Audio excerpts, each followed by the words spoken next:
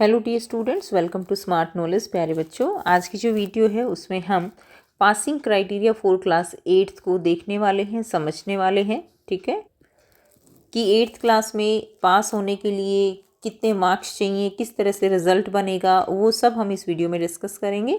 इसके अलावा class 9th के लिए ऑलरेडी वीडियो अपलोड की जा चुकी है कि किस तरह का की प्रमोशन पॉलिसी और पासिंग क्राइटेरिया रहेगा। तो अगर आपने वीडियो नहीं देखी है तो वो उसका लिंक आपको वीडियो के एंड में प्लेलिस्ट का लिंक मिल जाएगा या वीडियो का लिंक मिल जाएगा। तो अगर आप 9th की देखना चाहते हो तो वहाँ से देख सकते हो।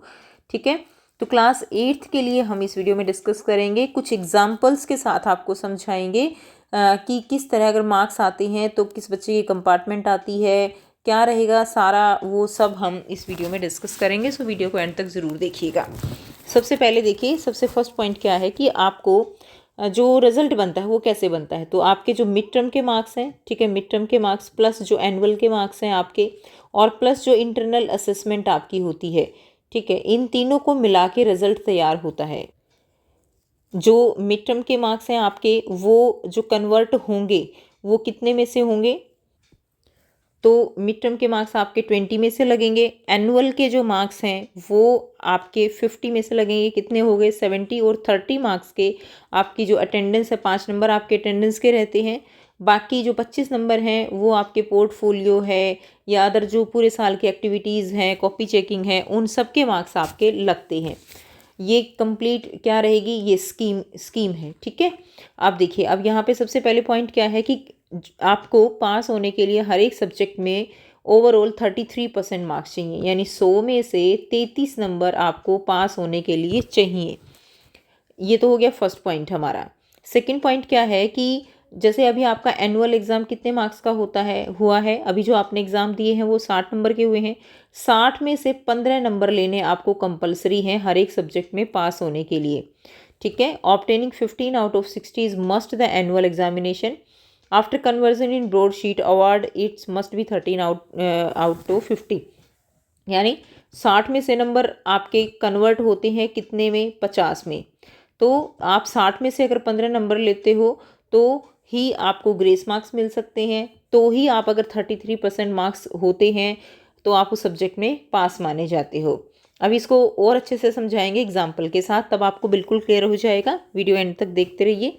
Every student must score 13 out of 50, यानी 50 में से 13 कह लो या 60 में से 15, बात एक ही है क्योंकि कन्वर्जन होती है।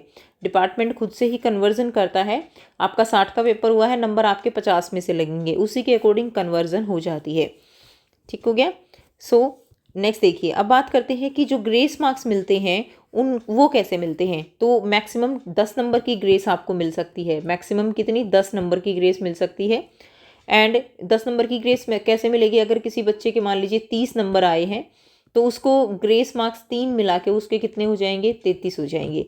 लेकिन अगर किसी के नंबर मान लीजिए 25 हैं या आप ये लगा लीजिए 28 हैं, तो 28 नंबर अगर हैं उसके तो उसको जो है 5 नंबर की ग्रेस मिल जाएगी और कितने हो गए, 33 हो गए। लेकिन अगर किसी बच्चे के 27 हैं तो उसको 6 नंबर की ग्रेस अब यहाँ पे नहीं मिल सकती। ठीक है, ऐसा नहीं होगा कि इसमें 6 नंबर लग के और 33 हो जाए, नहीं। मैक्सिमम एक सब्जेक्ट में 5 नंबर की ही ग्रेस मिल सकती है, 5 से ज़्यादा की नहीं मिल सकती।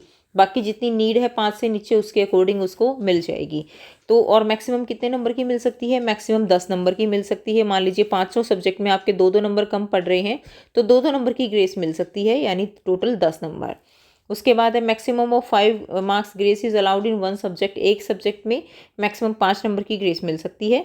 ठीक है, अब इसमें दिया गया है। उसके बाद देखिए, अगर जो है री एग्ज़ाम यानी अगर कोई बच्चा जो है किसी सब्जेक्ट में फेल हो जाता है, यानी उसके 33 नंबर नहीं बनते हैं, तो वो क्या होगा, वो जो है फेल, यहाँ पे 8th क्लास में अभी इस तरह से फेल वर्ड नहीं यूज़ किया जाएगा। जैसे 9th में तो क्या होता है ना कि 2 सब्जेक्ट में अगर उसके बाद नेक्स्ट हम बात करेंगे री एग्ज़ाम के बारे में। तो आपका री एग्ज़ाम 8th क्लास के लिए हर एक सब्जेक्ट में कंडक्ट होगा, यानी अगर आप सभी सब्जेक्ट में, ऑल सब्जेक्ट में फेल हो जाते हो, यानी पास मार्क्स नहीं आते हैं आपके, तो सभी का री एग्ज़ाम दोबारा होगा, सभी सब्जेक्ट का।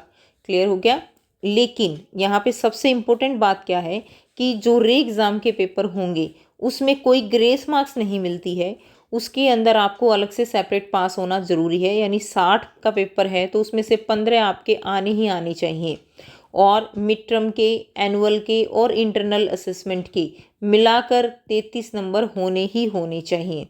ये चीज़ आप री एग्ज़ाम में ध्यान रखिएगा। बाकी ऐसा नहीं है कि सभी सब्जेक्ट में पास नहीं हुए तो आप क्लियर फेल हो गए, नहीं, सभी का पेपर आप दोबारा दे सकते हो, सभी में दोबारा से आप चांस मिलेगा आपको पास होने के लिए, और आप अच्छा करोगे तो ज़रूर पास हो भी सकते हो। लेकिन हम उम्मीद करेंगे कि सभी बच्चे जो है बहुत अच्छे नंबरों से पास हो जाएंगे, ऐसी नौबत नहीं आएगी। ठीक है।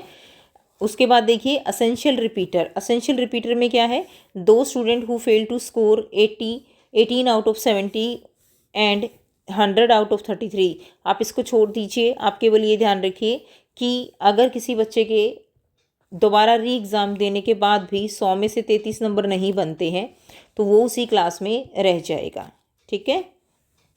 और री एग्ज़ाम में सभी सब्जेक्ट में पास होना ज़रूरी है। अब हम कुछ एग्जाम्पल से समझेंगे। तो यहाँ से समझेंगे मिड टर्म आपका 60 का होता है और उसके कन्वर्जन मार्क्स लगते हैं 20। ठीक है। एनुअल 60 का होता है, उसके कन्वर्जन मार्क्स लगते हैं 50, और 30 नंबर का इंटरनल असेसमेंट। और अब जो मार्क्स यहाँ पे टोटल जो रिजल्ट बनेगा, टोटल कितने में से होगा, 100 में से। और वो 100 में से कहाँ से आएगा, एक तो मिड टर्म का 20 कन्वर्जन, एनुअल का 60 का 50 कन्वर्जन, और 30 नंबर कितने हो गए, टोटल 100 हो गई। अब मान लीजिए किसी बच्चे के, हम थोड़ा सा इसको समझेंगे, मान लीजिए किसी बच्चे के मिड टर्म में नंबर आते हैं, फर्स्ट कंडीशन है 35, तो कन्वर्जन के बाद मिलेंगे 12, इसमें आते हैं उसके 42 नंबर, कन्वर्जन के बाद उसको मिल रहे हैं 35 नंबर, और यहाँ इंटरनल असेसमेंट में उसको मिल रहे हैं 25, तो टोटल कितना हो गया 72। यानी वो बच्चा उस सब्जेक्ट में क्या है, पास है। ठीक हो गया। उसके बाद सेकंड कंडीशन समझते हैं। देखिए सेकंड कंडीशन क्या है, अगर बच्चे के मिड टर्म में 21 नंबर हैं तो कन्वर्जन के बाद कितने हो जाते हैं, 7। एनुअल टर्म में मान लीजिए उसके जो नंबर हैं वो 12 हैं, और कन्वर्जन के बाद हो जाते हैं 10। ठीक हो गया। और इंटरनल असेसमेंट में उसको मिले हैं 14। अब इनको जोड़ दीजिए, 7 को जोड़ दीजिए, 10 और 14 कितने हो गए, यहाँ से हो गए 31। अब ये बच्चा 31 है, यानी 100 में से 33 नंबर जो मिनिमम कंडीशन है वो यहाँ पर नहीं आए इसके। ठीक हो गया। तो इसीलिए क्या होगा, यहाँ पर बच्चा किस में जाएगा, कंपार्टमेंट में जाएगा। एक तो कंडीशन ये है, लेकिन क्या यहाँ पे ग्रेस नहीं मिल सकती है। कुछ बच्चे सोचेंगे कि 31 नंबर हैं तो हम इसमें क्या करें, दोनों और जोड़ के हम इसको ग्रेस में ले आएंगे। बिल्कुल नहीं मिल सकती है। क्यों नहीं मिल सकती, क्योंकि एनुअल में आपके 12 नंबर हैं। ग्रेस तभी मिलेगी जब अभी जो आपके पेपर हुए हैं उनमें मिनिमम 15 नंबर होने ही होने चाहिए। अगर 15 नहीं आए तो यहाँ पर 31 के 33 नहीं हो सकते, ये हो सकता है। ठीक है। तो अब अगर यहाँ पे 15 होते, अगर 12 की जगह 15 नंबर होते और यहाँ पे 31 बन रहे होते तो यहाँ पे ग्रेस मार्क्स मिलते और ये जो है बच्चा पास हो जाता। तीसरी कंडीशन क्या हो सकती है, ठीक है, बच्चे के नंबर जो है, मान लीजिए कि स्टूडेंट के नंबर है 30, कन्वर्जन के बाद 10 हो गए। यहाँ पे मान लीजिए 12 ही नंबर आए, कन्वर्जन के बाद 10 हो गए, और यहाँ पे इंटरनल असेसमेंट में 20 नंबर हैं। अब उसके टोटल कितने हो जाते हैं, इसको मिला के और इसको मिला के 40 नंबर। लेकिन अब भी वो बच्चे को कंपार्टमेंट मिलेगी इस सब्जेक्ट में, उसको री एग्ज़ाम, कंपार्टमेंट भी नहीं कहेंगे हम, री एग्ज़ाम देगा, वो दोबारा से एग्ज़ाम देना होगा। 100 में से 40 नंबर हैं, चाहिए कितने, मिनिमम 33, लेकिन फिर भी री एग्ज़ाम। क्यों, क्योंकि एनुअल में 15 नंबर नहीं हैं, एनुअल में केवल 12 नंबर हैं, और ये कंडीशन क्लियर होना ज़रूरी है। अदरवाइज़ यहाँ पे बेशक 100 में से चाहे कितने भी मार्क्स हों, लेकिन यहाँ पर री एग्ज़ाम होगा। तो अब इस केस में भी री एग्ज़ाम होगा क्योंकि एनुअल में 15 नहीं है। अब अगर हम देखें फोर्थ कंडीशन, अगर हम नॉर्मल सी बात करें तो मान लीजिए बच्चे के नंबर जो है वो कितने आए, मिड टर्म में 21 नंबर हैं, कन्वर्जन के बाद उसके 7 बन गए, यहाँ पे उसके 15 नंबर आ गए। अब मिनिमम कंडीशन फुलफिल हो गई ना, और यहाँ पे 13 आ गई, और यहाँ पे मान लीजिए उसको 10 नंबर मिले हैं। अब इसको और इसको टोटल करिए, कितना हो गया यहाँ पे, ये हो जाएगा 30। अब भी 100 में से 33 तो आए ही नहीं, लेकिन यहाँ पे उसको ग्रेस मिल जाएगी। क्यों मिल जाएगी, क्योंकि एनुअल में उसके नंबर कितने हैं, 15 हैं, तो 30 में 3 की ग्रेस मिल जाएगी, और नंबर उसके कितने हो जाएंगे, 33, और बच्चा क्या हो जाएगा, उस सब्जेक्ट में पास हो जाएगा। ठीक है। तो ये कंप्लीट क्राइटेरिया है। यानी अब आपको जो मेन पॉइंट्स हमने क्या बताए कि एनुअल में जो है 15 नंबर होने बहुत ज़रूरी हैं। ठीक है। 60 में से 15 होने ज़रूरी हैं, और टोटल 100 में से 33 होने बहुत ज़रूरी हैं। जो ग्रेस मार्क्स मिलेंगे वो मैक्सिमम 10 नंबर की मिलेगी, 10 से ज़्यादा की नहीं मिलेगी। ध्यान दीजिएगा, 10 से ज़्यादा की नहीं मिलेगी। अगर 5 सब्जेक्ट में ज़रूरत है तो 2-2 नंबर करके हो सकते हैं, लेकिन 10 से ज़्यादा नहीं होंगे। वो भी एक सब्जेक्ट में मैक्सिमम 5 नंबर की मिल सकती है। जैसे यहाँ पे 3 था, अगर 5 की कमी होती तो 5 मिल जाते, लेकिन 6 की कमी होती तो ये यहाँ पे ग्रेस मार्क्स नहीं मिलते। तो मैक्सिमम 5 नंबर मिल सकते हैं एक सब्जेक्ट में, और टोटल जो है 10 नंबर की ग्रेस मिल सकती है। क्लियर? तो ये था कंप्लीट क्राइटेरिया कि किस तरह से आपका रिजल्ट बनेगा, और ये जो रिजल्ट है इसी तरह से आपको रिपोर्ट कार्ड में भी दिखाई देगा। ठीक है, तो ये था कंप्लीट प्रमोशन पॉलिसी बच्चे। आई होप सभी के पेपर बहुत अच्छे गए होंगे और सभी बच्चे जो है बिना ग्रेस के ही पास हो जाएंगे। और आपको ये पॉलिसी कैसी लगती है, या आप पास हो जाओगे जैसे आपके पेपर गए हैं मिड टर्म के अकॉर्डिंग? ठीक है, तो कमेंट सेक्शन में कमेंट करके ज़रूर बताइएगा कि आपके पेपर कैसे गए हैं और कितने कॉन्फिडेंट हो आप अपने रिज़ल्ट को लेकर। फिर भी अगर कोई डाउट हो इसमें तो आप पूछ सकते हो। और अगर वीडियो अच्छी लगे तो वीडियो को ज़रूर से लाइक कीजिए, शेयर कीजिए और चैनल को कीजिए सब्सक्राइब। मिलते हैं आपसे नेक्स्ट वीडियो में।